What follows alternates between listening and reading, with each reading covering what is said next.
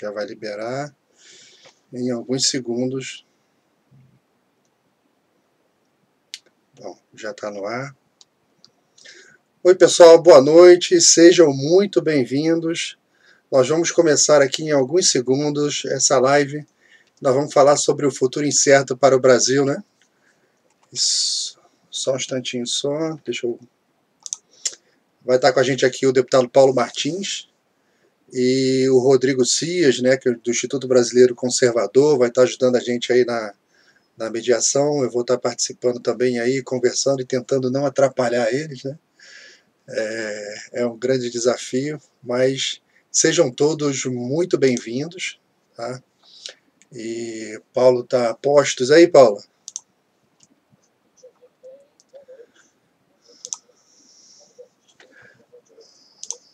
Rodrigo.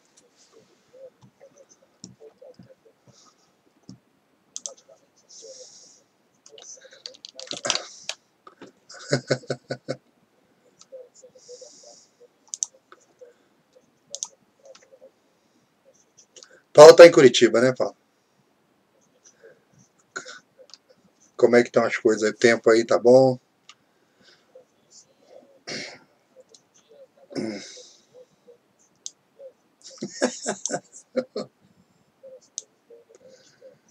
Ai, ai. Bom, a nossa proposta hoje aqui, a gente debater e evoluir ao ponto de saber se a monarquia seria uma solução, né, para os problemas que a gente tem hoje. Mas a gente tem que partir de um princípio que é identificar, por exemplo, quais seriam os maiores problemas atuais, né?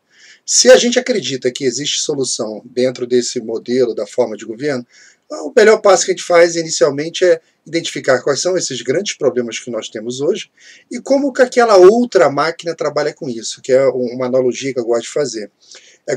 Hoje é como se fôssemos dois mecânicos olhando dois motores, né? Você tem um motor do lado direito, um motor do lado esquerdo. Naturalmente nós estamos do lado direito, né, Paulo? Nós não somos motor do lado esquerdo, né? E a gente está vendo quais são os problemas daquele motor e como que os engenheiros ao longo das épocas e dos tempos conseguiram soluções técnicas, né? E quando você fala solução técnica, é uma solução jurídica, solução de política, solução de costumes, que foram se incorporando e criando maneiras diferentes de trabalhar. Então, não é uma live que a monarquista costuma escutar, vocês gostam de fantasia? Não, não é nada disso não.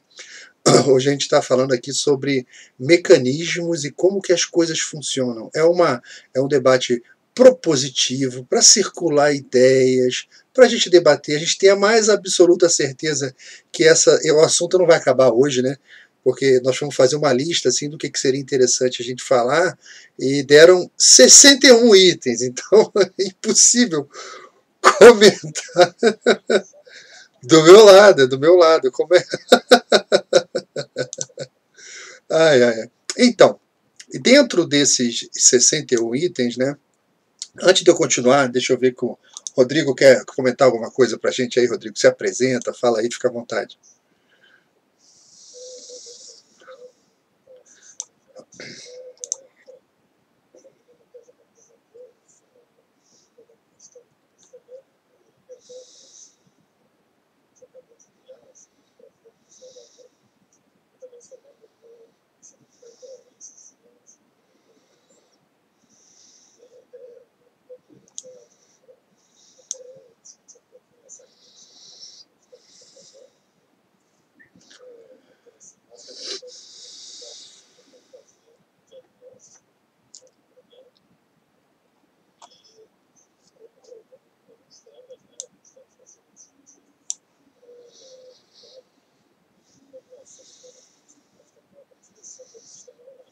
Uhum.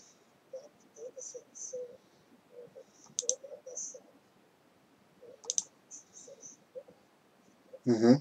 Bom,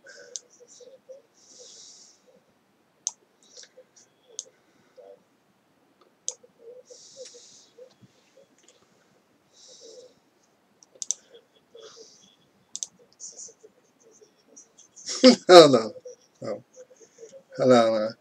Eu vou começar com uma provocação, né? se vocês me permitirem, claro. Na história da criação dos estados, né, a história da criação passa pela redução dos poderes dos tiranos. Isso vem desde lá de trás, né? Você pega a Magna Carta, lá 1219, até o momento, ela vem uma luta contínua de redução dos poderes do soberano, convertendo aquilo em direitos de garantias individuais, né? E sempre no sentido do tirano ele deixar de ter aquele poder absoluto, né? E a democracia, dentre muitas das suas definições, ela também é uma tensão contínua e saudável que existe entre os poderes, né, com pesos, contrapesos, onde todos limitam todos. Esse foi um mecanismo que foi criado ao longo de 5.000 anos de história humana, né? E se um desses poderes ele se torna absoluto, né, por uma questão muito simples de lógica, de ciência política, até mesmo de linguista, né, e linguística, né, se esse poder se torna absoluto, está acima de todos, ele é, por definição, lógica, política e linguística, um poder tirânico, né? Mas, Bambam, tirania é uma forma de governo que, você pega a história antiga, a história grega, ela era uma forma de governo legítima, usada em situações excepcionais, como na Grécia, né? Ele era uma alternativa à democracia, mas tinha um detalhe interessante, né? O chefe tirânico, ele governava com poder ilimitado, né? Embora ele não podia perder de vista o que deveria, embora ele exercesse um poder ilimitado, ele não podia perder a ligação com a vontade popular. Senão, hoje daria o impeachment lá, os caras matavam o tirano. Então, era bem assim, você tem um poder absoluto, você é por um tempo determinado para consertar alguma situação, talvez num pós-guerra, uma situação meio apocalíptica lá, o cara chegava como tirano para arrumar a casa e depois voltava à normalidade, né? Agora veja que interessante a definição de Aristóteles e Platão, né? A definição que eles dão para a tirania. Eles dizem que a tirania é a marca da tirania é a ilegalidade, ou seja, a violação das leis e regras pré-estipuladas, né? Essa violação acontece por uma quebra de legitimidade de poder, ou seja, o tirano, olha que interessante, o tirano revoga a legislação em vigor, sobrepondo-as com regras estabelecidas de acordo com as conveniências. Parece alguma coisa atual a definição do Aristóteles aí para tirania? Lembra alguma coisa atual para vocês?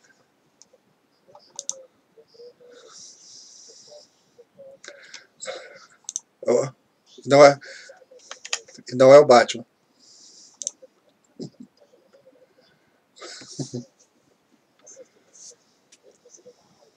Ah, não, que é isso.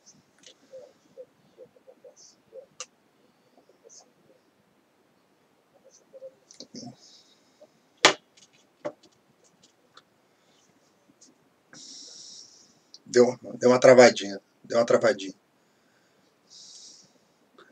Deu uma travadinha. Ah.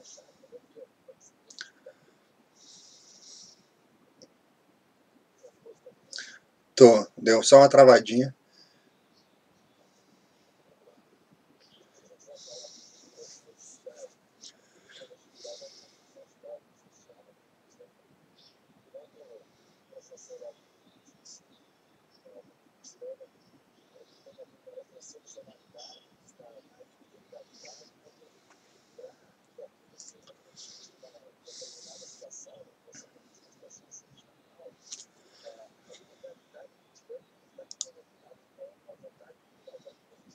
Sim.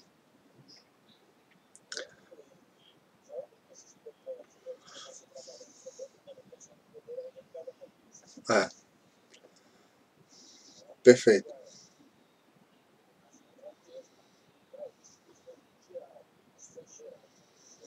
Uhum.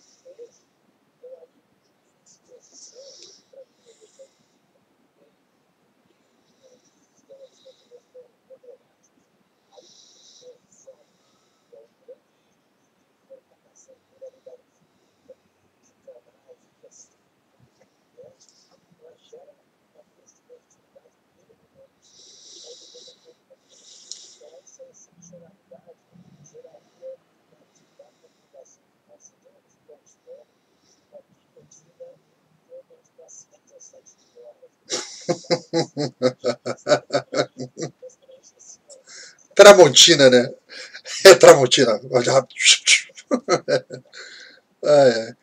É, não, realmente, a gente está passando por um período muito difícil.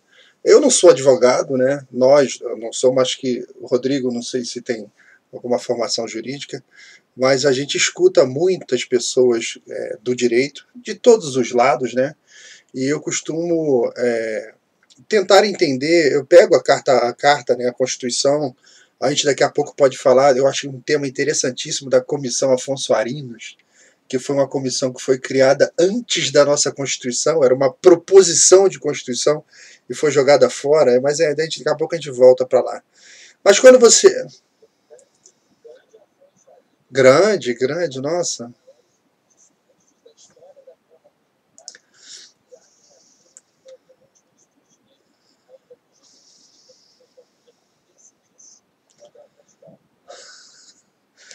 É o milagroso Afonso Arinos.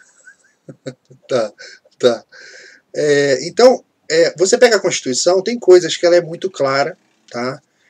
A palavra, a letra da... Oi? Oi, deixa eu...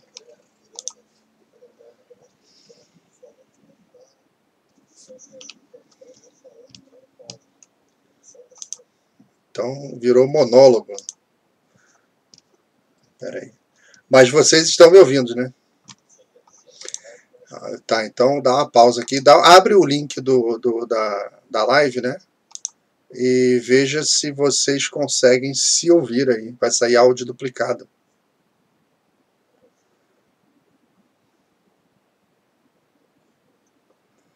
O Paulo está com problema de conexão, né?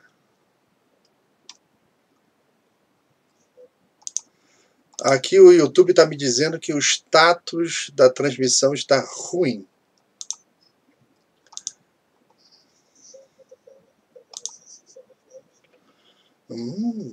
Mas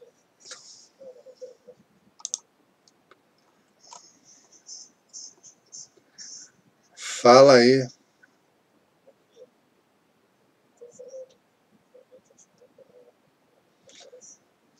Não estão se ouvindo.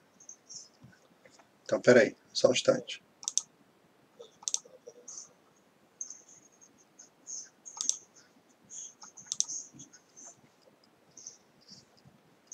Peraí.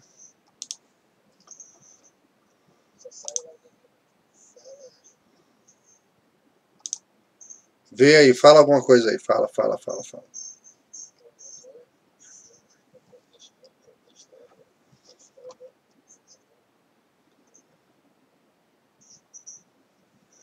Deixa eu ver se o pessoal ouve.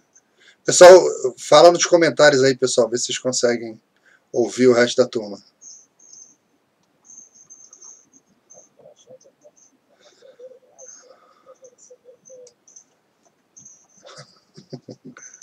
Esse é mais um problema da nossa...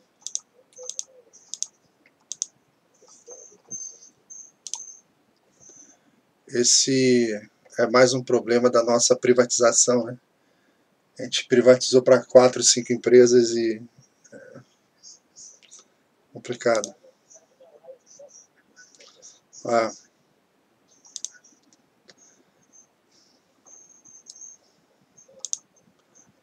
ainda não dá para ouvir.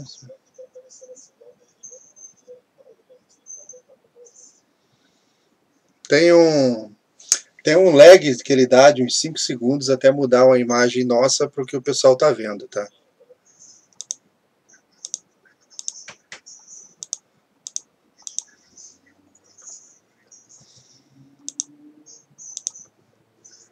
Só um segundo.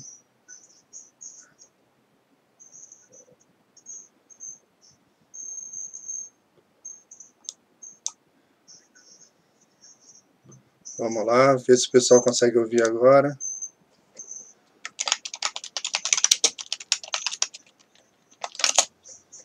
Fala,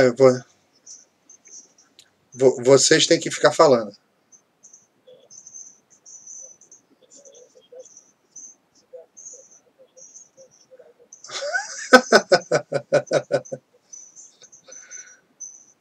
que eu fiz aqui? Eu fiz a revisão de todas as configurações. Recarreguei, está tudo aqui aberto.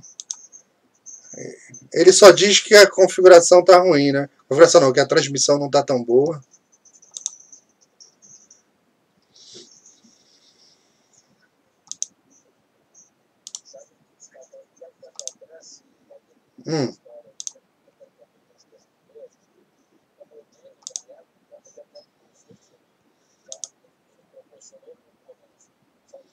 Conceito falho, que ele colocou concessão ao invés de autorização. Sim. O pessoal na época tinha medo das privatizações, e aí eles falavam assim, se a empresa quebrar ou resolver ir embora, o Brasil fica sem telecomunicações. Então só concederam. Então todo o equipamento colocado, ele passa a ser do Estado e não é da empresa. Então para a empresa colocar uma nova antena, ela faz uma projeção de por quantos anos aquela antena vai dar retorno, certo? Claro. Aí como a concessão está para vencer agora, 2022, acho que é, e eles já não estão investindo mais, porque podem investir, a antena não ceder e ele perder a concessão. Então está sucateando tudo. Nós aprovamos na Câmara a mudança para autorização, tá? A legislação está bem legal, só que o Senado sentou em cima. Nossa Senhora. Eu falava para todo mundo, isso não é privatização, que, por exemplo, eu lembro de ter visto o caderno de encargos da Embratel para uma empresa de telecom, o índice tinha 500 páginas. Sim, ele determina área de funcionamento, preço de tarifa, índice de reajuste, e com esse monte de regras, falou, isso não é privatização, isso é terceirização do serviço estatal. Mas foi o que aconteceu.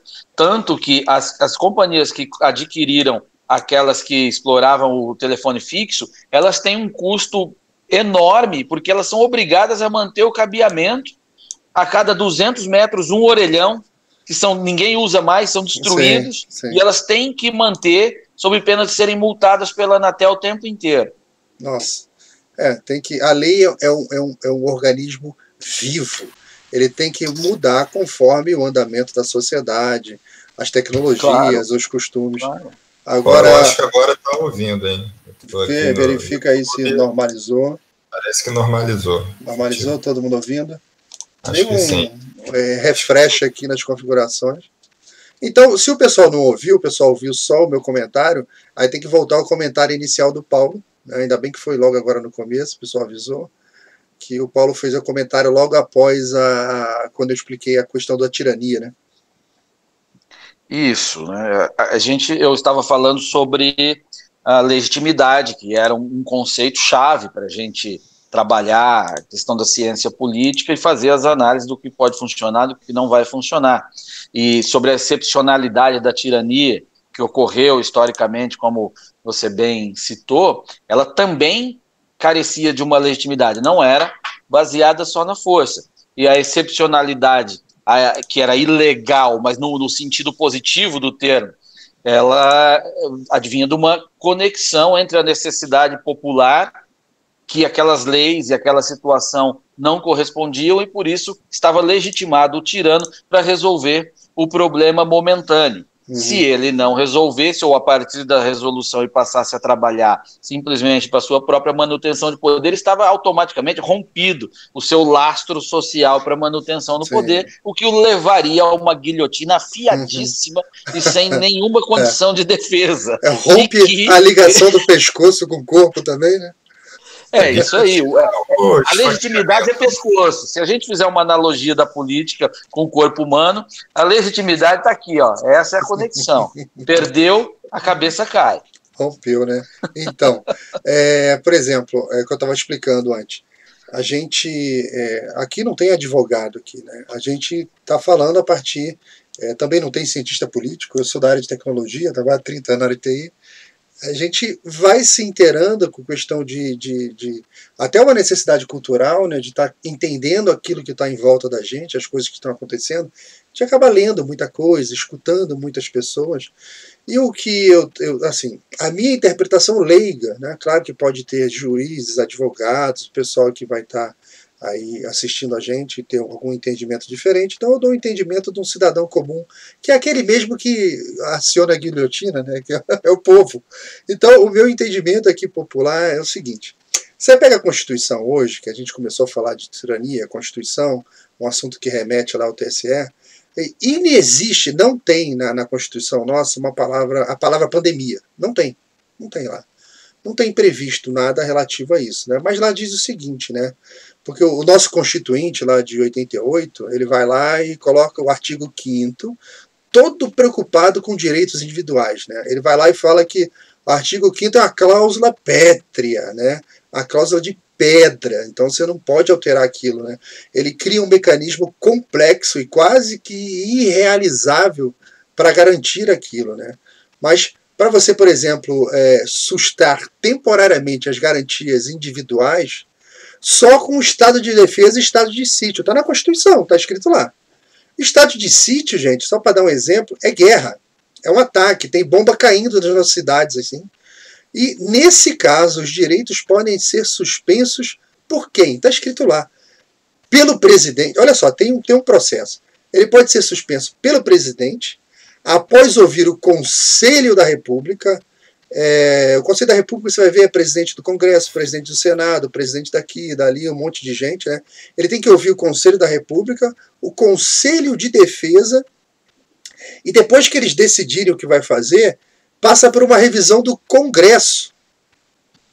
Aí vem o evento agora da Covid, vem o evento da Covid, e o Supremo diz que qualquer prefeito ou governador pode fazer isso. O guardião da Constituição, a impressão que dá, é que não leu a carta. Porque o nosso legislador, né, os que criaram a Constituição com os defeitos dela ou não, mas essa parte é bem clara, né? Existe um rito a ser seguido, né? Aí o TSE vem e o Supremo diz que você dá toda a autonomia para os prefeitos, os governadores, eles podem fazer isso. Então, aí agora, ontem, o Congresso entregou parte desse poder, então, para os síndicos dos prédios. Então o negócio foi no nível do síndico, né? Que vai regular quem pode ou não entrar no teu apartamento, se tu pode receber visita ou não. Veja, o Supremo tem uma função moderadora. Lá no impeachment da Dilma, se você olhar a análise de como é que foi a evolução da participação do Supremo, ele participou sem interferir. Ele fez a análise jurídica e deixou seguir, que era o papel dele, né? Não tem nada errado nisso aqui. Isso segue, a decisão é política, o impeachment é decisão política lá na frente.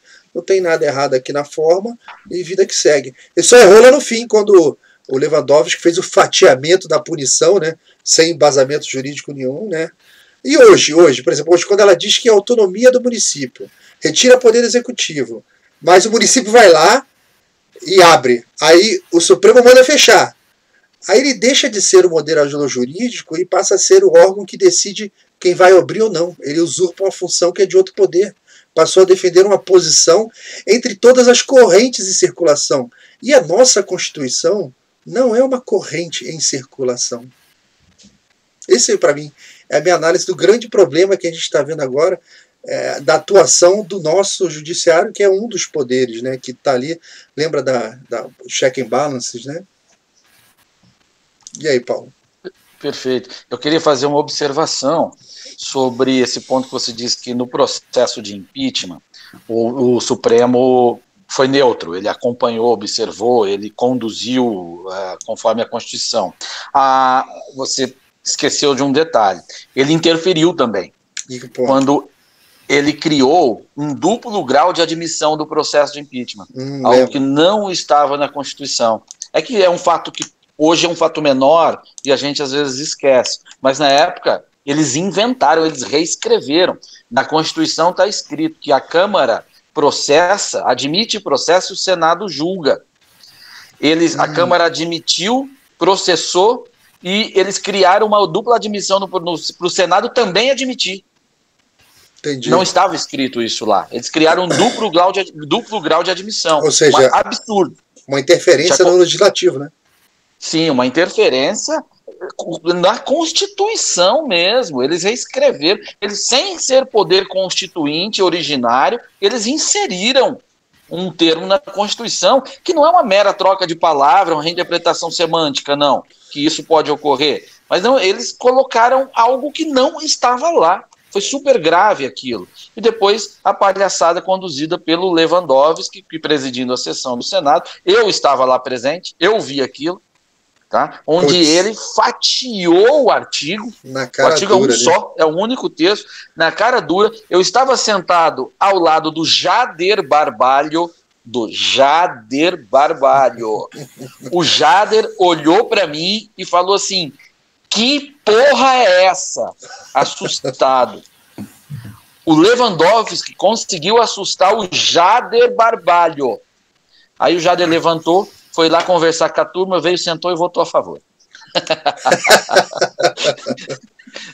Então, são casos que quem é hoje o rato de laboratório dessa experiência política e está lá no meio, consegue observar. E o nosso grande problema desta intervenção do Supremo, desta ditadura do Supremo, essa coisa toda, passa, no meu ver, pela ruptura do pacto social histórico que nós tínhamos.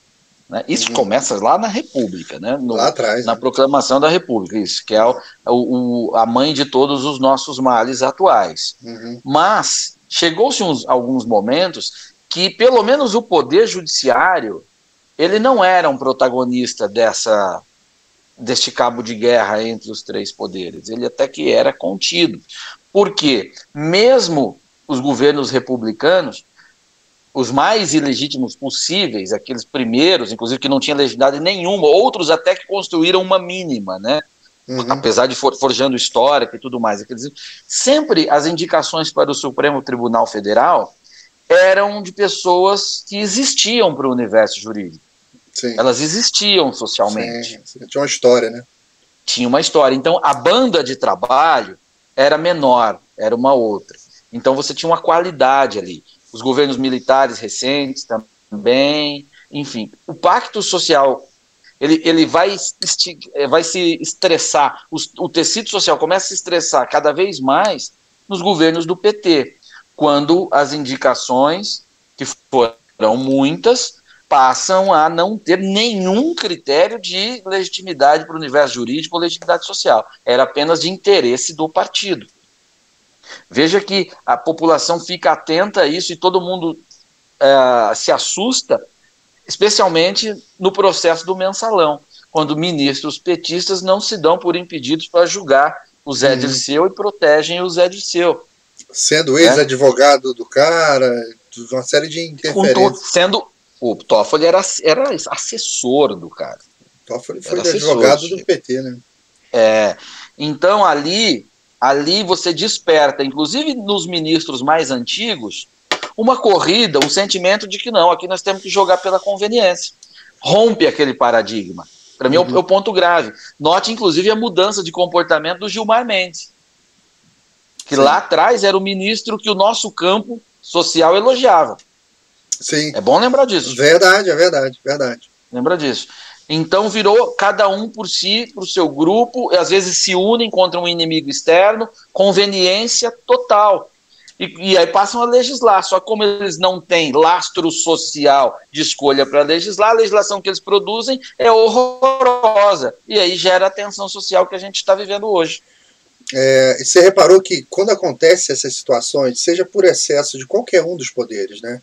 Seja do executivo, legislativo ou judiciário, é comum o povão chegar e falar assim, e agora alguém tem que fazer alguma coisa, parece até o Chapolin, né? E agora, quem poderá nos salvar?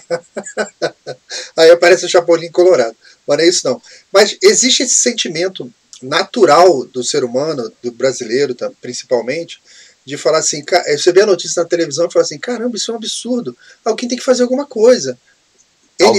Alguém tem que fazer uma sua. Reparou que a gente sente falta do poder moderador? Sim. Repararam? É o nosso Batman. O que é o poder moderador? Então, vou falar só um pouquinho do que era o poder moderador, para a gente já entrar. Nós já abrimos a tampa do motor, já vimos um determinado problema e agora vamos entender como que esse motor muito antigo, que funcionou muito bem aqui no Brasil, né? como que esse motor funcionava, né? O Raimundo Faoro, ele diz que o poder moderador era um mecanismo de absorção dos atritos entre os poderes. Olha que interessante. Porque bonita definição. Não é? Como o atrito é natural, né? Quando os três poderes estão uníssonos ali e não há atrito, há um problema. Quando está tudo muito alinhado, algo não está bem, algo está errado. O atrito, ele é natural da democracia. Quando você vê a imprensa falando que está tendo um atrito entre o executivo e o legislativo, meu Deus, uma crise. Tem um vídeo no YouTube muito interessante do juiz Scalia, que já faleceu, era um juiz da Suprema Corte americana, e ele está num auditório lá cheio de formandos, e ele pergunta para todo mundo lá, para vocês aí, por que vocês acham que os Estados Unidos funcionou? Aí um levanta lá, por causa da nossa Constituição. Ah, tá, e aí ele fica assim, quem aqui leu, ele pergunta, quem aqui leu Os Federalistas? Aí levanta a mão um monte de gente, ele fala assim, pessoal, eu já fui professor. Quem leu, não é quem pegou para fazer o trabalho para entregar, não, é quem leu Os Federalistas. Aí baixaram as mãos, ficaram as 3 caras lá só. Aí ele fala, olha, a Constituição da União Soviética, lá de Stalin, tinha passagens belíssimas, muito melhores do que a nossa.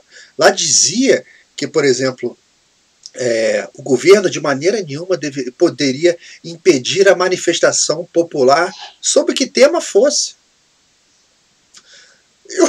O Stalin mandava o cara para a Sibéria sem um pescoço, né? Então, de que adiantava? Aí o juiz fala, olha, o que faz a nossa Constituição, o nosso modelo, o nosso país funcionar ao longo da história, é que nós permitimos esse atrito entre os poderes, tá? Que se algo chega na Câmara e aquilo é recusado, aquilo é lindo, a imprensa fala que é crise. Aquilo é bonito, porque não está maduro o suficiente para ser aprovado naquele momento. Tem que ser rediscutido, voltar para as sociedades, as ideias têm que circular, né? Então é muito interessante. Depois eu vou colocar na descrição esse vídeo dos caras falando sobre isso, né? Mas seguindo no poder moderador, né? O Tobias Barreto, ele dizia que as instituições, elas não são filhas dos costumes, mas de um produto da razão. Elas não aguentam por muito tempo a prova da experiência e vão logo a se quebrar contra os fatos. Ou seja, é mais uma definição do poder moderador. Ele vai estar ali porque ele sabe que o poder moderador, ele é filho dos costumes do tempo. Ele surgiu ao longo das necessidades, ao longo da história da política. As instituições não. Você deixa as máquinas ali trabalhando, é como se o poder moderador fosse o óleo do motor. Ele está ali no meio daqueles atritos, né? Continuando, o Souza Galvão dizia que de nada adiantariam leis que seguissem os costumes e tradições do povo, diferentes aos do povo brasileiro, né? Na teoria era admirável, tal, os nossos costumes, mas que na prática, quando eles forem utilizados, tornar-se-iam inúteis ao ponto de criar rachaduras que, com o tempo, possibilitariam ruir o edifício da ordem constitucional. Ou seja, é o contrário que ele está dizendo. Se você pega só as instituições, não funciona. Se você pega só os costumes, também não funciona. Né? O que você tem de balança ali no meio? O óleo diesel do motor, né? E o João Camilo de Oliveira Torres, João Camilo Torres, ele é um livro que tem na Biblioteca do Senado, ele tem vários livros, tem uns livros fantásticos.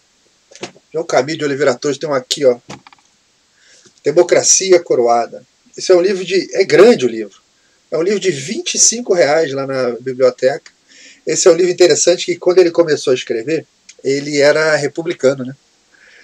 E quando ele terminou, ele falou que ele se tinha se transformado em monarquista, porque ao conhecer a máquina, como funcionava, ele se encantou.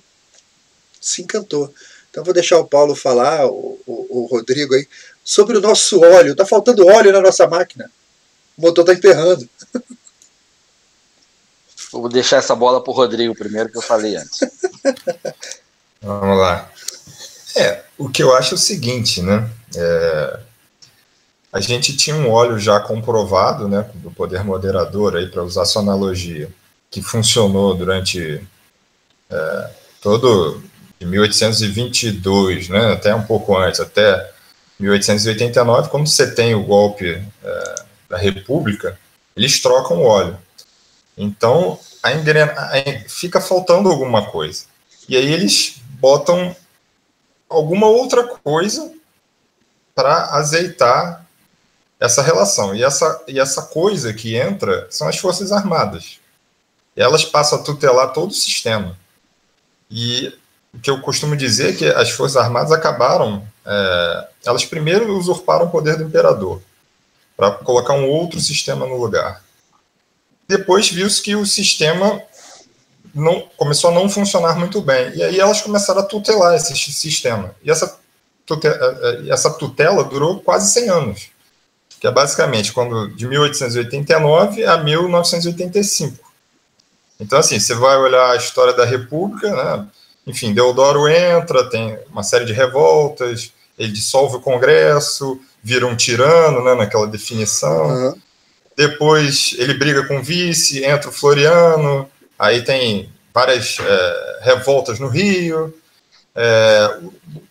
aí você tem um período de crise econômica, do encilhamento, que durante um breve período, aí, uns 8 anos, com 2 presidentes civis, fica razoável, aí depois entra o Hermes da Fonseca de novo, com aquela política das salvações.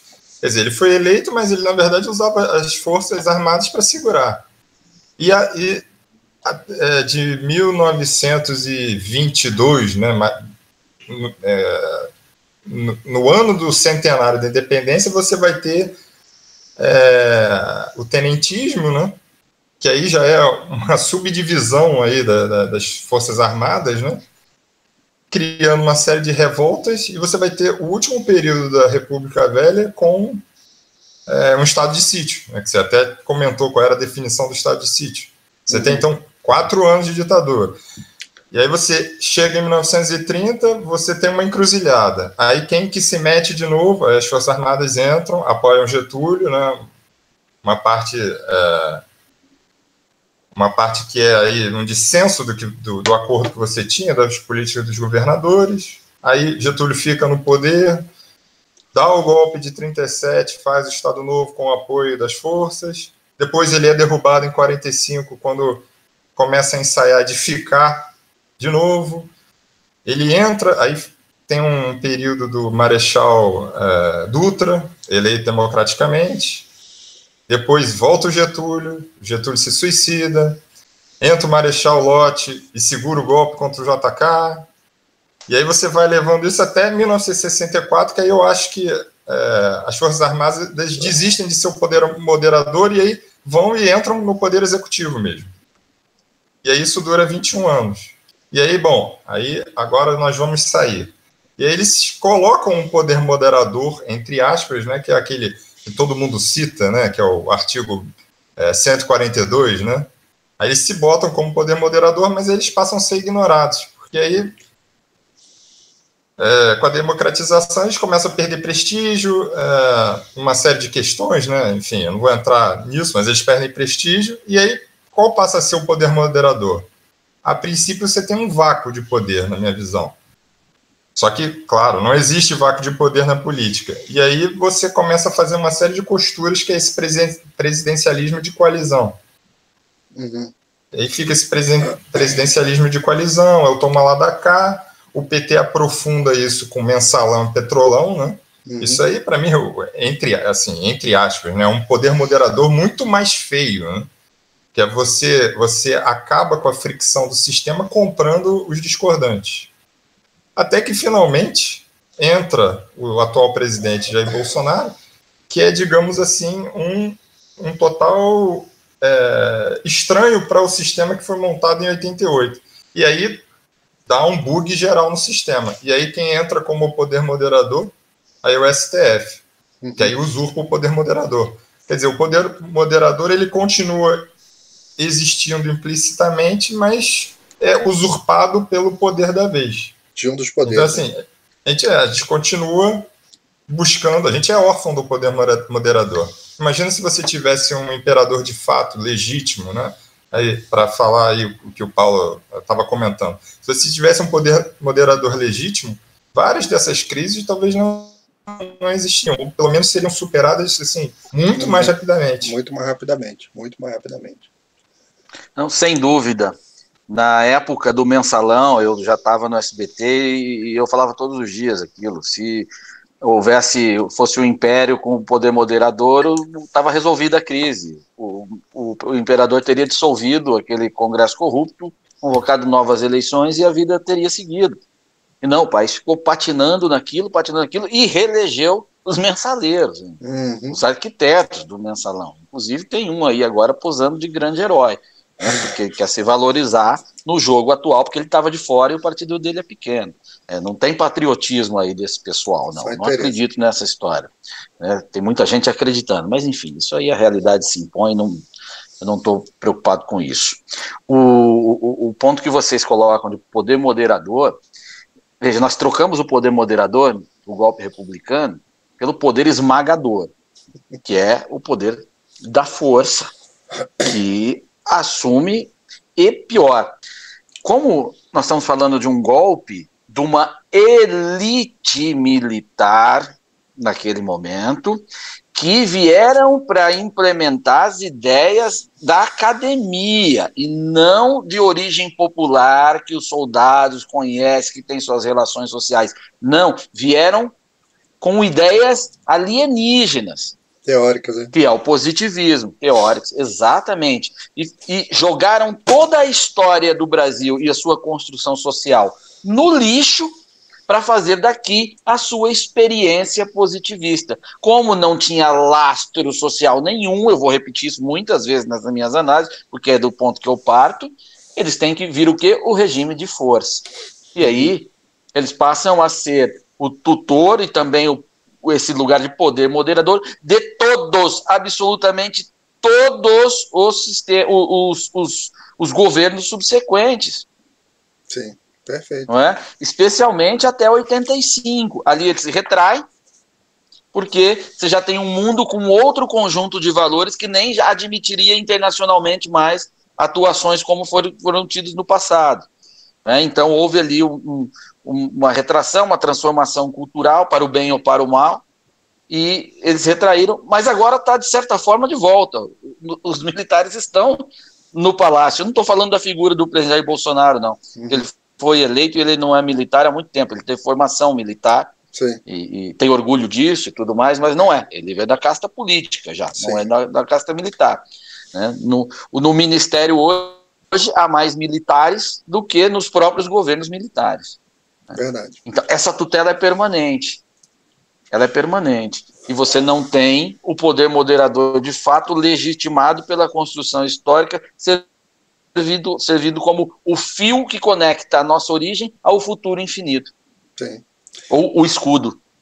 O que o Paulo está falando aqui, ó, tem outro livro lá, agora é da imprensa lá da Câmara, também é um tarugão aqui de mais de 1000 páginas, é a história do positivismo no Brasil, tá? É horrível ler isso aqui, porque você pega o que sobrou do positivismo, só para o pessoal entender. O positivismo é o seguinte... Eu não sabia que você gostava de literatura de terror. É terrível. O que sobrou do positivismo? Nós temos uma frase na nossa bandeira, respeito muito a nossa bandeira, eu sou militar também da reserva, jurei ela várias vezes, é a bandeira do meu país. Embora eu costume dizer para todo mundo que é o seguinte, a bandeira do Brasil, tá, gente? Só para acertar o discurso, isso tem lógica. A bandeira do Brasil é a bandeira que hoje o pessoal fala que é a bandeira da monarquia. Que ela não é a bandeira da monarquia, aquela bandeira do Brasil, que estava na nossa primeira Constituição, foi desenhada por Debré, costurada por Leopoldina, tremulou na Guerra do Paraguai, tremulou no 13 de maio, e a nossa bandeira atual, que eu tenho todo o respeito por ela, porque é a bandeira do meu país, é a bandeira da República, tiveram outras versões, é a bandeira atual. A bandeira do Brasil original é a bandeira que a gente chama de monarquia, tá? Só para mudar, alinhar o frame, né? Aquela bandeira do Brasil original, essa é a bandeira da República, beleza. O que restou do positivismo hoje?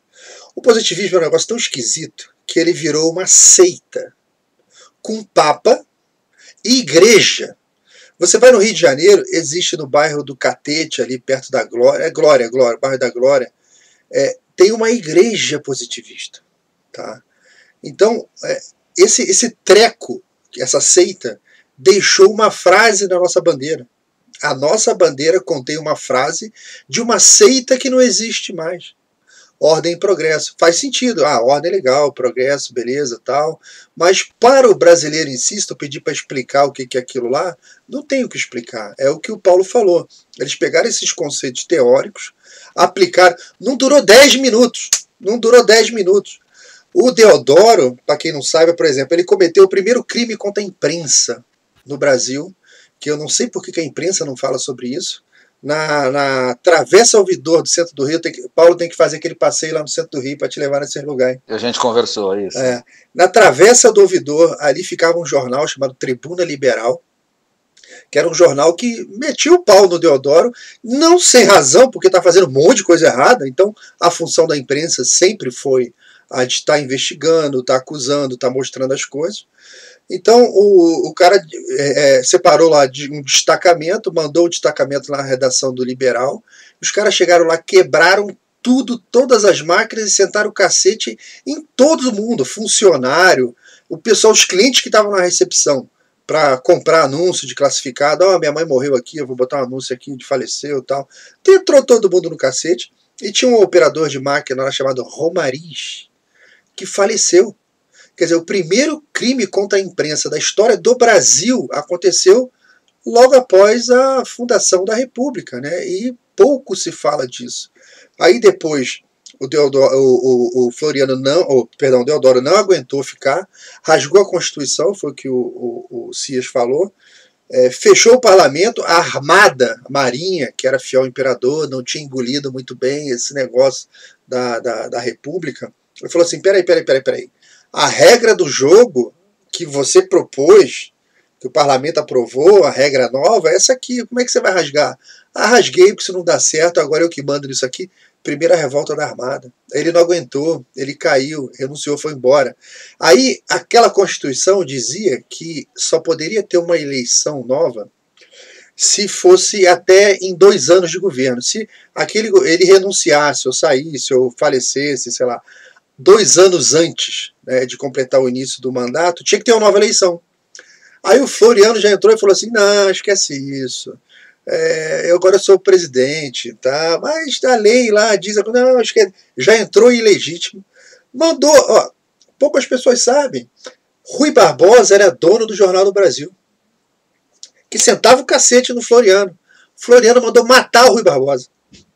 Ele teve que sair do Rio escondido num navio para não morrer. Então, isso não foi evento pequeno. Segundo a revolta da Armada, morreram 15 mil pessoas. 15 mil pessoas morreram. Para a população da época, isso era muita coisa. 1 milhão de pessoas hoje, não sei. Muita coisa. Aí me vem a crise do encilhamento, que o Rui Barbosa, no governo anterior, né, de Floriano, ministro da Fazenda, ele queria que a indústria crescesse no Brasil e tal. Aí permitiu a emissão de títulos públicos, de títulos de empresas para financiar, por exemplo, vai surgir uma nova ferrovia para ligar Brasília até lá a casa do Paulo, lá em Curitiba. Aí vai sair a Paulo Rails. Aí o Paulo emite lá, entra em parceria com o Rodrigo, Paulo e Rodrigo Rails. Aí, aí eles emitiam títulos públicos, falando assim, não, que é para arrecadar dinheiro para fazer a obra. Só que não tinha obra nenhuma, e o título era lastreado e garantido pelo governo. Então, todos os botequins do Rio de Janeiro viraram bolsa de valores. E quando começaram a resgatar isso, eu até pedi para o Biratã Iori, eu estive conversando com ele essa semana, Biratã Iori é professor de economia titular da UERJ, ele falou que vai fazer um estudo em cima do encilhamento, porque foi a maior crise financeira da história do Brasil até o mensalão. E o Brasil só lá em 1903, por aí, é que conseguiu pagar a dívida, que foi quase 1/3 do PIB de dívida, em poucos meses de república. Então, daí para frente, é um desastre de ter 31 presidentes não eleitos pelo povo, um monte de crise, né? E como o Rodrigo falou, o poder executivo ele engoliu o poder moderador para ele, sem ter a configuração do poder moderador.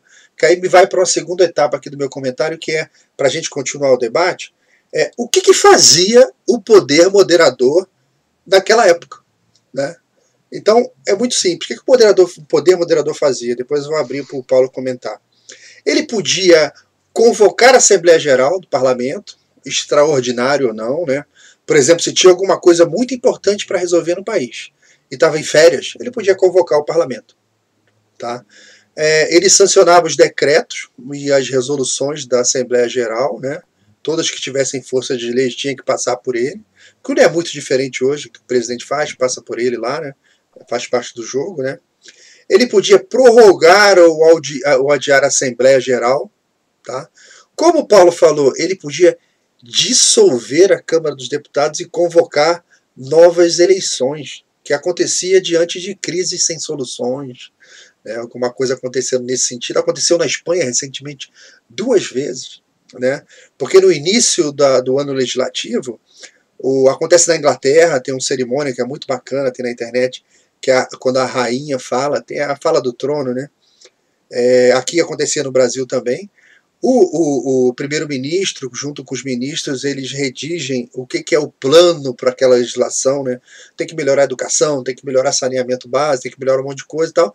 E quando abre o ano eleitoral, o reinante vai lá e faz a leitura dessa carta para o Senado e o Parlamento para dar legitimidade naquele plano. Olha, esse plano aqui eu estou lendo, foi escrito por elementos dessas casas aqui, né, por vocês mesmos, e era muito interessante como eles começavam, eu achava muito bonito, né, que eles chamavam augustos e digníssimos representantes do povo.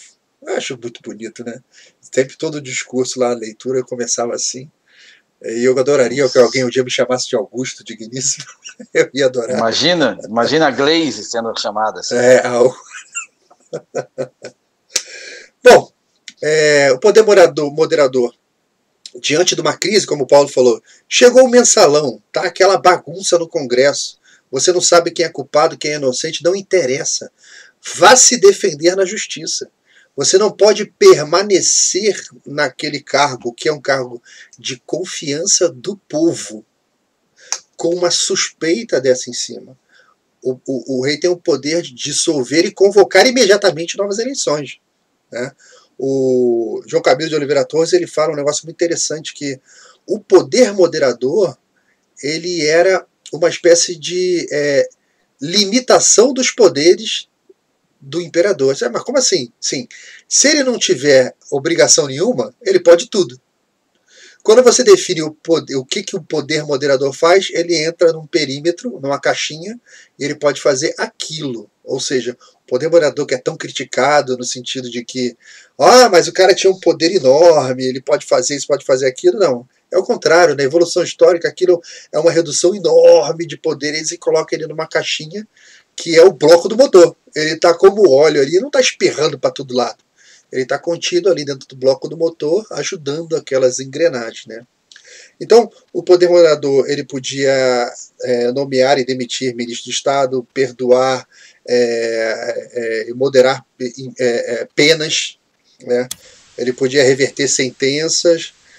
Olha que interessante, o poder moderador podia suspender magistrado por queixas contra a sua pessoa, mas somente após realizar audiência com os mesmos, colher todas as informações pertinentes, ouvir o Conselho de Estado, né?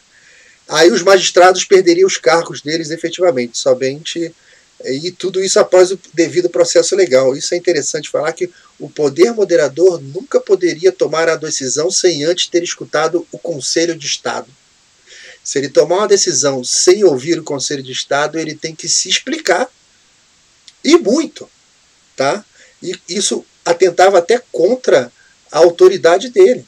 Aconteceu na Espanha, uns anos atrás, filmaram lá o rei da Espanha caçando, acho que elefante.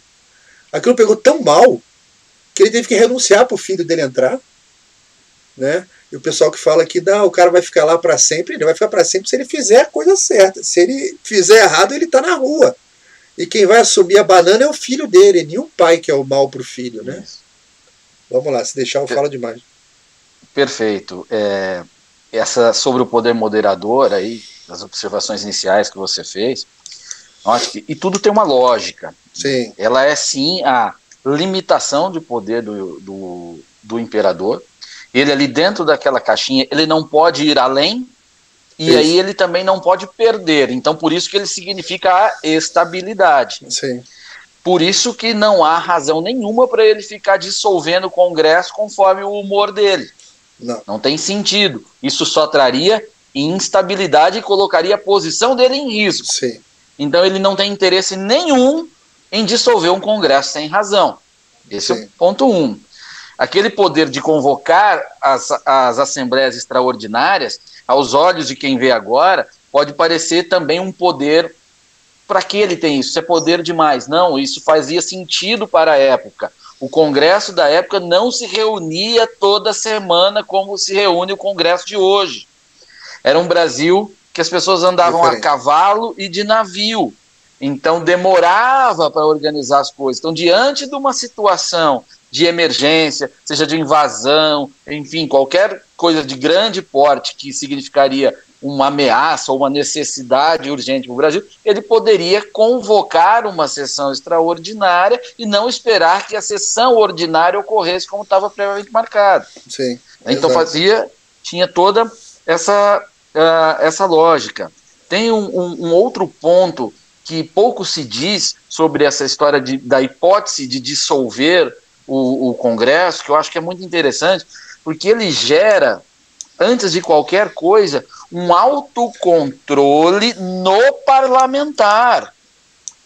Diante da hipótese depois de um esforço hercúleo de você disputar uma eleição e ganhar uma cadeira no parlamento, você vai tentar se preservar ao máximo para que a sua legislatura não seja dissolvida e você tenha que passar por aquilo tudo de novo. Então, essa palhaçada que a gente vê na Câmara e no Senado hoje, de parlamentares se xingando, do cara subir na tribuna e não falar nada que tenha a ver com a matéria em questão, falar outra coisa, mentir, usar mal a verba disponível. Isso aí, esqueça, ninguém faria isso, ou vai fazer isso, num sistema onde a hipótese de dissolução do parlamento, ela existe. Demissão. Então você ganha qualidade de postura, você ganha responsabilidade, todos, veja, o compromisso com a legislatura e com o imperador, ele passa a ser tanto da situação quanto da oposição. Se você tiver uma oposição que só obstrui por obstruir, sem nenhuma razão ou riqueza, legitimidade no seu discurso, o imperador pode estar atrapalhando demais. Essa legislatura não funciona. Aconteceu na Espanha. Aconteceu na Espanha, exatamente. É recente. E muitas vezes isso acontece a pedido até do próprio parlamento. Dissolva porque a gente não consegue se entender aqui. Sim, verdade. Então você tem um ganho extraordinário na seriedade com que um país é conduzido, com que a coisa pública é tocada. É que você passa a ter um patrão, né? Você passa a ter um chefe. Que se você não performar, você pode ser demitido. Isso funciona. Em qualquer empresa, em qualquer lugar isso funciona. Né? Funciona bem. Funciona muito bem. Né? Então, a gente comentou sobre... Rodrigo, quer falar alguma coisa? Não, é uma coisa interessante que você falou, Laudelino, é que o poder moderador ele é definido, né? Ele é bem definido. E quem se define se limita, né? Isso é uma condição, né, sine qua non, né? Hoje você tem, digamos, um arremedo de poder moderador, que é o STF, que é ele que decide o que é a Constituição, ou seja, ele não se limita. Sim. Ele pode fazer o que ele quiser, como ele está fazendo. Ele é o último a errar, né? Ele é o último a errar e como ele toma decisões monocráticas, né? Porque aí cada figura quer aparecer de um jeito. Então, assim, você pode ter uma decisão colocando a tarefa de decretar a quarentena para o município, aí, como você mesmo falou no início, aí o município vai e resolve terminar com a quarentena, o STF volta atrás, muda. Quer dizer, você não tem nenhuma lógica. Porque aí, na verdade, é o quê? É um capricho. É a conveniência do momento. Então, assim, você não tem nenhuma limitação, porque a limitação seria a Constituição, mas o STF legisla, ele faz a Constituição. Então, na verdade, você não tem nada para te limitar.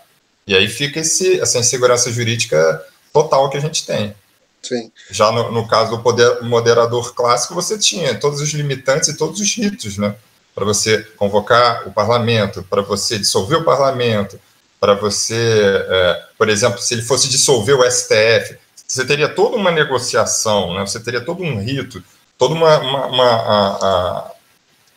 etapas a serem cumpridas para você fazer as coisas. E hoje você não tem. O cara decide na hora. O impeachment da Dilma, o cara fatiou, inventou lá um procedimento novo. Então, assim, tanto faz, né? Você não tem limitação nenhuma. Verdade. Isso. E eu acabei atropelando e você entrou num ponto que eu queria ter tocado, que ainda é sobre essa questão do judiciário, e observou muito bem. Ali, quando o Laudelino cita que o imperador tinha o poder de demitir juízes, mesmo mas ouvindo-os e tudo mais, olha como isso tem uma lógica e é perfeito.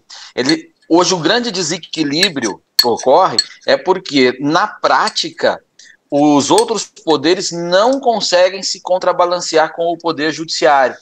Por quê? Porque eles serão, os atores dos outros poderes serão julgados pelos membros do judiciário.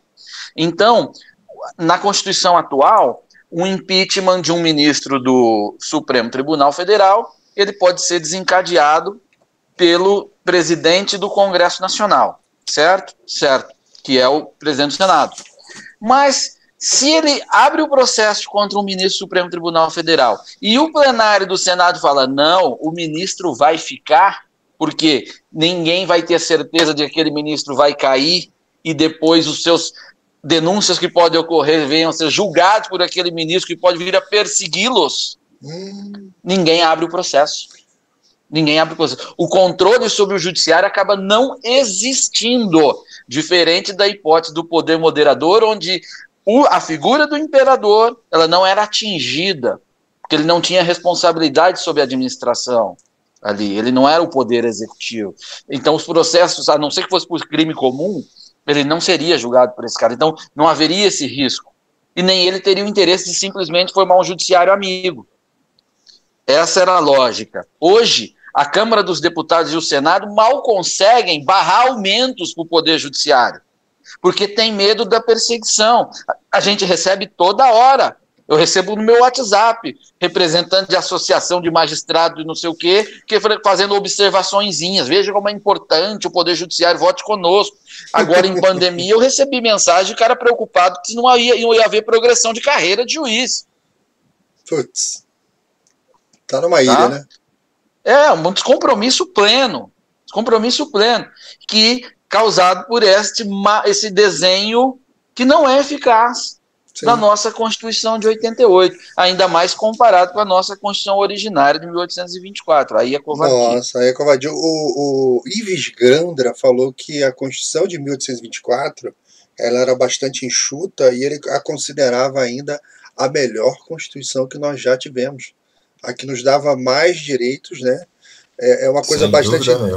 Você pega a Constituição americana, por exemplo, ela começa escrita assim, we the people, nós o povo, e depois uma série de regras para o governo. Né? A nossa Constituição é assim, eu, o governo, e uma série de regras para o povo. Aí não é mais. Eu costumo dizer que ela nem é uma Constituição, ela é um guia de profissões. As melhores do país estão todas descritas lá. É a carta de intenções. Isso, guia de carreiras, né? Guia de carreiras. Então, a gente falou sobre esse problema da distribuição. Está desequilibrada, né? Você me disse que tem cabo de vela que está ligado no radiador, os negócios não estão funcionando direito nesse motor aí, né? Vamos dar uma olhada como que é o motor, tá? Aqui, ó. Como que é o motor, por exemplo, na Inglaterra. Tá? Podemos seguir aqui? Pode. Pode, beleza. Aqui é o seguinte, a gente vai ver lá no começo, a gente vive aqui com a tripartição dos poderes do executivo, legislativo e judiciário, originário na França, Montesquieu. O britânico já é originário em Locke, tem uma diferença na construção, ele é bastante, tem toda uma história, né, de como que eles chegaram nesse modelo, mas é interessante você ver o seguinte, eles têm aqui, vamos olhar do lado esquerdo ali, chefe de Estado, chefe de governo e administração pública, tá? Beleza. Separa o que é chefe de Estado, as relações exteriores, né, tudo que é chefia de Estado, tudo aquilo que ultrapassa o tempo de um governo, né, ou seja, o governo roda a cada 4 anos e nem tudo pode estar na mão. Quer dizer, o chefe de Estado é como se fosse o chefe do futuro e o chefe de governo só dura 4 anos, então você não pode integrar e entregar o que é a decisão de futuro para mais de 4 anos na mão do chefe de governo, né? E isso é uma das fontes do nosso problema com a Seguridade Social, com as aposentadorias. Foram várias decisões tomadas ao longo do tempo por governos que não estavam se preocupando com o futuro, né? Aquilo era função de chefia de Estado, mas tudo bem. E você tem aqui no final a administração pública. Do outro lado ali da separação, que são os 6 na Inglaterra, você tem o Tribunal Constitucional, o Parlamento e o Judiciário, tudo separado, tá? Ou seja, o funcionalismo público, aqui do lado esquerdo, o funcionalismo público é um dos poderes. O Judiciário é outro poder. O Parlamento é um outro poder, chefe de governo é outro, chefe de Estado é outro, e o Tribunal Constitucional é outro. Só que a separação se dá pelo seguinte, você vê aqui no topo da pirâmide, esta é a área da neutralidade. É a área não ideológica. O chefe de Estado não pode ter nenhum tipo de ideologia, por isso que você tem lá em cima quem? A rainha, a Elizabeth está lá em cima.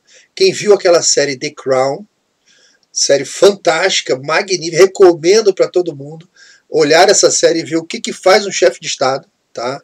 Que é a rainha lá, desde novinha. Eu lembro, quem viu a série, o primeiro encontro dela com o Churchill, né? O Churchill chega, eu vou lá ver aquela menina lá, ele leva um esporro.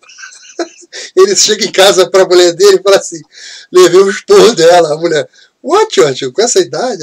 Eu mereci. É genial.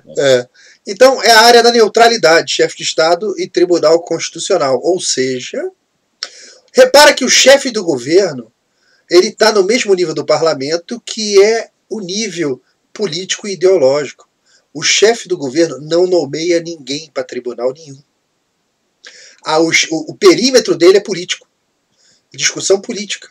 Ali, ó, é fazer cumprir aquilo que eles mesmos escreveram no início do ano legislativo, que o rei leu. E o rei lendo deu legitimidade, e a sociedade inteira acompanha aquilo na televisão, e já vê e já escuta ali tudo que vai acontecer durante o ano, né? E que a partir dali, né, como você tem um rumo, cobra o seu deputado lá, seja lá o que for, o seu representante. Aqui mais embaixo você tem a área da imparcialidade, onde tem a administração pública, e do outro lado você tem o judiciário. Não existe interferência de chefe de Estado nem chefe de governo na administração pública. O chefe de governo não vai nomear presidente estatal, não vai mexer em ninguém no judiciário. Ou seja, isso aqui é a evolução de centenas e centenas de anos de política, de costumes, de técnica legislativa, judiciária ali, que criaram esse modelo que funciona muito bem, né? Hoje na Inglaterra, que tem a Commonwealth. A Inglaterra não é só a Inglaterra, né? A Inglaterra é Canadá, é Austrália, Nova Zelândia, são vários países que fazem parte desse modelo, né? Então, quando a gente escuta às vezes as pessoas falarem assim, o Brasil deveria migrar para um parlamentarismo, aí eu costumo falar assim, pelo amor de Deus, não faça isso, porque o reparo não é só você trocar o chassi do carro.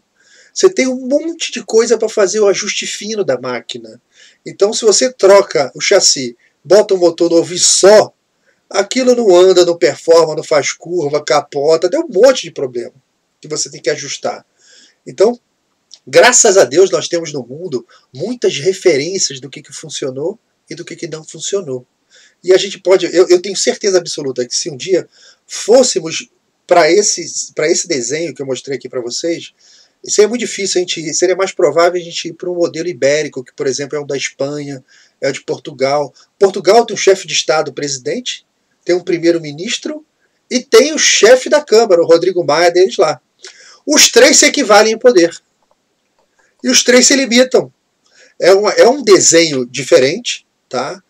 Mas muito melhor do que um simples parlamentarismo, como é o caso da Alemanha, que todo mundo sabe que a primeira-ministra é a Angela Merkel, mas ninguém sabe nem o nome do presidente.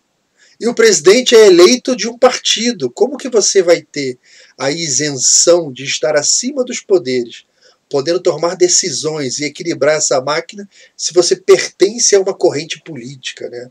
Então, existem vários tipos de parlamentarismo no mundo, e os que funcionam melhor, os que trazem um melhor IDH para a população, que é o Índice de Desenvolvimento Humano, você pega dos 10, 7 são monarquias. Não por serem monarquias, mas porque eles trazem todo esse conjunto com um ajuste fino de séculos que fazem a máquina funcionar bem. É continuidade histórica. Continuidade. Que é o nosso problema, e fomos reinventados há 100 anos. E aí ficamos em tentativa e erro e não funciona nunca. E essa descrição que está aí neste quadro que você colocou é o resultado das experiências históricas daquele povo. E construiu-se assim, é sólido assim e funciona assim. Por isso que, na tua conclusão, tu diz as monarquias acabam tendo um resultado melhor, porque elas continuam. Salvo a exceção de um ou outro país que teve aí problema de uma ruptura histórica necessária ou não escolhida, mas que gerou ali uma repactuação social e produziu um modelo de governo, como na própria Alemanha, um fato óbvio, né? Uhum. As outras tentativas elas acabam sempre sendo problemáticas. Então, eu penso que o nosso caminho primeiro a gente tem que reencontrar a nossa própria história, encontrar a nossa própria origem, olhar para ver, caramba, nós somos produto disso aqui. Então é ali que a gente vai buscar. Você discutir apenas formas ou sistemas é uma bobagem. A gente tem que ter legitimidade histórica. O melhor sistema para cada país é aquele que foi construído através de sua história. Não é ter coroa ou faixa no peito. Uhum. E nós temos a nossa, que nós rompemos. Então temos que redescobri-la. Eu proponho, Laudelino e Rodrigo, que a gente marque mais, a gente dê uma sequência nessa história, nesse encontro nosso, para que a gente possa aprofundar ponto por ponto, modelos, assim, que é um bate-papo rico, faz bem a nós, acho que pode fazer bem a quem vai nos ouvir. Fazer uma série, né? Isso, uma série. E eu quero pedir licença para encerrar aqui a minha participação, que já são 8h15, e eu combinei com a minha esposa de eu fazer um jantar para ela, e se eu não fizer isso, ela, que não é poder moderador, ela é o poder total aqui em casa, vai dissolver a união que eu tenho com ela, já que a gente falou tanto em dissolver. E eu quero evitar isso, quero me preservar, portanto, vou cumprir o combinado. Tá joia. Rodrigo, quer dar umas palavras aí para finalizar? Não, então, olha, nessa sequência aí, né, proposta aí pelo Paulo, eu tô dentro, acho a ideia ótima. Eu até já fiz o convite para vocês dois, né, para fazer, a gente vai inaugurar o IBCOM, né, o Instituto Brasileiro Conservador, que é parceiro do Instituto Pretório, né, que está fazendo a live de hoje. Dia 6 de junho a gente vai ter o nosso congresso, e aí a gente pode também retomar esse tema. Esticar mais, né? Tem muita coisa. Eu acho que a gente pode até fazer um encontro antes, né, e aí aquele ser o terceiro. Né? Ok. Terceiro encontro, dia 6 Vamos de junho. afinar. Do dia 6 eu já confirmei, já está marcado, a gente depois afina os anteriores. Perfeito. Perfeito. É muita coisa para a gente ver. Tem que ver. Tem voto distrital, tem o recall de mandato, né? Tem esse princípio aí da proporcionalidade para a eleição de deputado hoje, que não elege o escolhido pelo povo, né? As pessoas não sabem, mas hoje cerca de 4% dos deputados que estão no Congresso foram eleitos pelo povo. O resto foi pelas regras de proporcionalidade. Então, são muitas coisas para a gente comentar ainda. Eu acho muito boa essa ideia da gente fazer uma série, né? Porque, como eu disse no começo, só em fazer uma lista básica de temas deu 61. Então não tem jeito, não tem jeito. E o Paulo tem que cozinhar. Senão quem vai para a panela sou eu, amigo. Vai, a guilhotina. Tá bom, gente? Ó, obrigado pela participação de vocês, obrigado por todo mundo, o pessoal que assistiu aí. Desculpa aí os problemas técnicos iniciais, mas a gente conseguiu superar, né? Vamos em frente. O Paulo tá no 4G, deu problema técnico lá, né? Então, obrigado a todo mundo, tá? Obrigado, Rodrigo, também, tá? E a gente anuncia. Pessoal. A próxima aí a gente anuncia como foi hoje. E vamos em frente. Obrigado, bom fim de semana para vocês. Bom final de semana. Até a próxima, pessoal. Para todos nós, valeu. Valeu, Ave Império. Ave. O Paulo vai fazer frango agora. Vou fazer peixe. Ave. Peixe. Um abraço. Valeu, um grande abraço. Valeu, um abraço, pessoal.